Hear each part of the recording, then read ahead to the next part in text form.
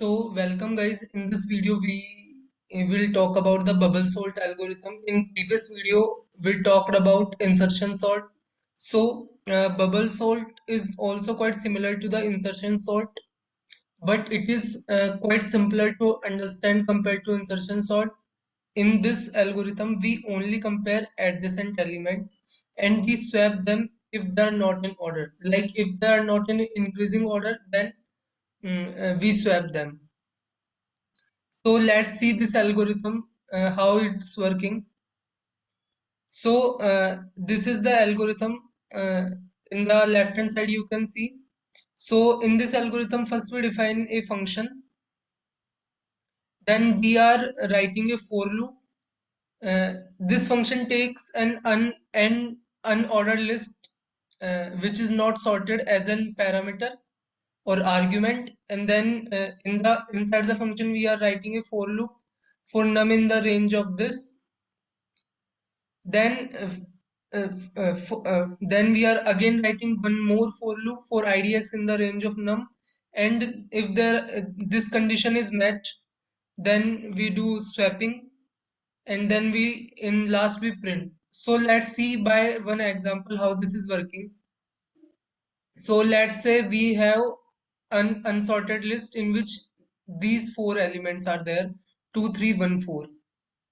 So how our algorithm will sort this unsorted list or unordered list and give us back the sorted list. So let's start. So initially num value according to this for loop is 3 because we have four elements here. Here we have four elements.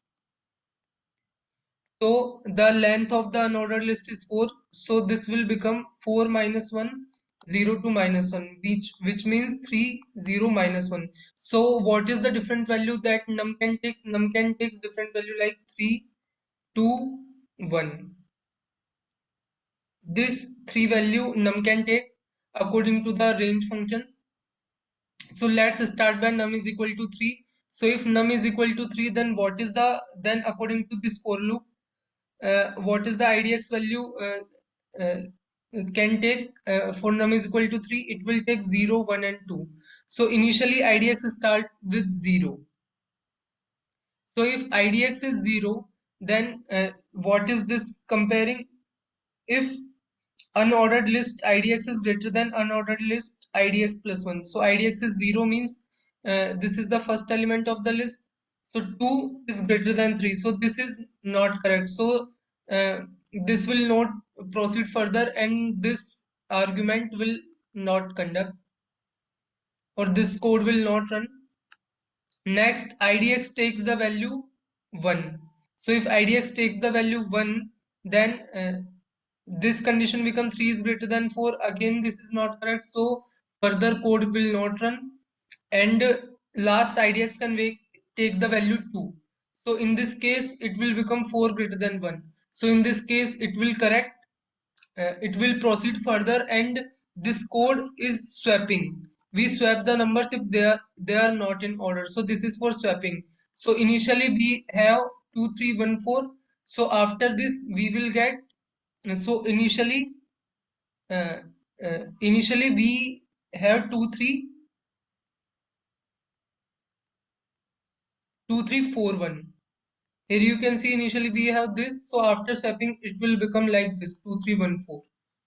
So now this for loop is finished. So now again this for loop is run for what value? For num value 2. So num value 3 we check. Now we check for num value 2.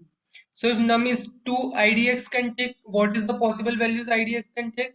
It will take 0 and 1. So if idx is 0, then it will compare 2 and 3. 2 is great, and it will check is 2 is greater than 3, so it is not correct, so it is not further run. And if idx is 1, then here if idx is 1, then it will check between these two elements 3 and 4. And what is the condition? Now sorry, it will check now in this loop. Now we have in this list, now we have this list updated. Like previously, initially we have this list after num is equal to 3 run, we get this. So for idx is equal to 1, now it will check between 3 and 1. So it is correct. So this condition is satisfied. So this if condition is satisfied, so this code will run and it will swap these elements 3 and 1. So after swapping we get 2 1 3 4. So now the last case will remain for num is equal to 1. So what is the possible value of idx? Idx possible value is only 0. So for that this condition will become like 2 is greater than 1. This condition it will check. Now we have this loop. So for idx is equal to 0, we check between these two elements 2 and 1. And what is the condition? 2 is greater than 1. So swap will happen and it will become 1 2 3 4. So now our code is completed, and in the last we are printing the sorted list. So in this way this algorithm is working. Now we see that implementation in Python. So let's see in Python it is working correct or not. So here I have written the same code as I have shown previously. So this is the same code, and if I run this bubble sort algorithm on this unsorted list 2341, so after running this code, it will giving correct answer 1 2 3 4. So this code is working. So hope you all understand the bubble sort algorithm, and if you like, then please subscribe my video and share, and we will meet in the next video.